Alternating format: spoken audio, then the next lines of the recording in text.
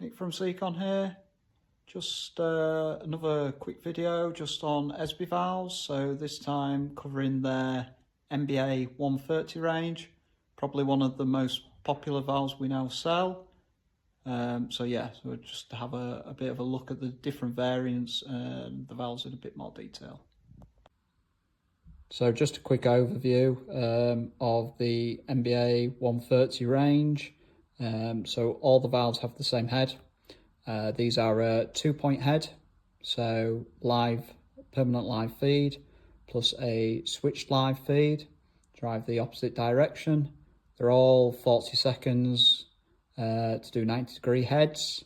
So we'll just take a look at the different variants in a bit closer detail, but these are available in DN25 and DN20, so in a 1-inch valve and a 3/4 valve.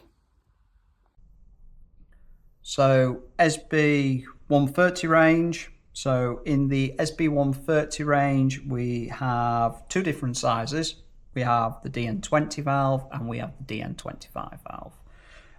One thing to remember when you're looking at these valves, and it sometimes confuses people, when it says DN20 or DN25, it's referring to the internal diameter through the valve. So what you'll find is on some of the variants, even though it's classed as DN20 or DN25, the connection size may be one size bigger, just depending on the variant. Okay, so that sometimes catches people out. All the heads stay the same.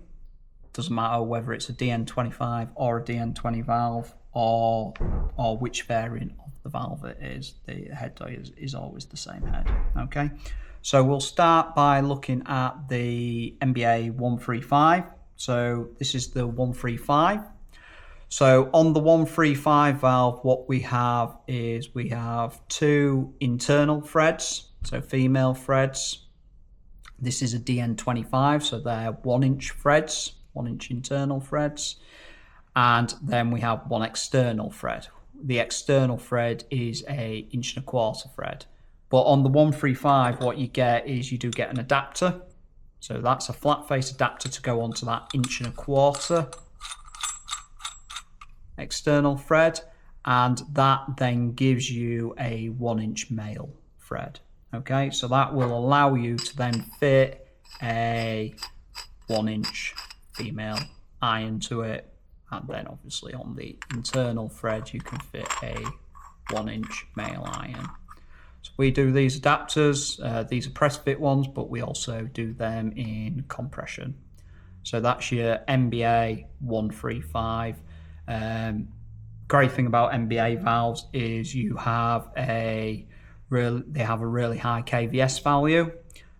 So the DN20 valves have a KVS of 9.6, and on the DN25 valves we have a KVS of 11.3. So they're great for heat pumps, that they are. Very open valve, being a rotary ball valve. So the next valve we have is the 132. So the 132 is available in two variants. So we have 132 with adapters and 132 without adapters. Okay, so this is 132 with adapters. So just like the 135, you get the adapter, but in the case of the 132 with adapters, you get 3 adapters because we have 3 external threads. Okay, so we've got a 1.25" thread, 1.25" thread, 1.25" thread. This is a DN25 variant. If it was the DN20 version, they would be 1-inch threads.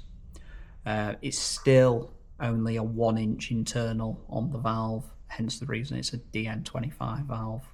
That often catches people out. So as I say, you get 3 of these adapters. The adapters, again, simply screw on, flat face, with your fibre washer inside. Okay. They then give you a 1-inch male thread, which will allow you to put your 1-inch female iron onto copper. Again, with these valves, we do these adapters, do the female adapters, available in press fit, but also available in compression. So, okay, so that's your 132 with adapters. So the last valve we have here is the MBA 132. So this is 132 without adapters. This is the DN25 variant. There is also a DN20 variant. Because, as I said earlier, the DN25 refers to the internal diameter. The actual connection sizes on this are 1.25 inches. They're designed to take a flat face. So for these, what we generally recommend is a flat face union. So we do these 1.25 inches to 28mm press fit flat face unions, which go directly onto this valve. Okay, so that's your easiest way of going on to your pipework with the 132 without adapters. I wouldn't recommend using a female iron on these, mainly because you haven't got a tapered thread. You'd have 2 parallel threads. It'll be difficult to seal. So, you know, they are designed to take a union fitting. Okay, so that's your 132 without your adapters.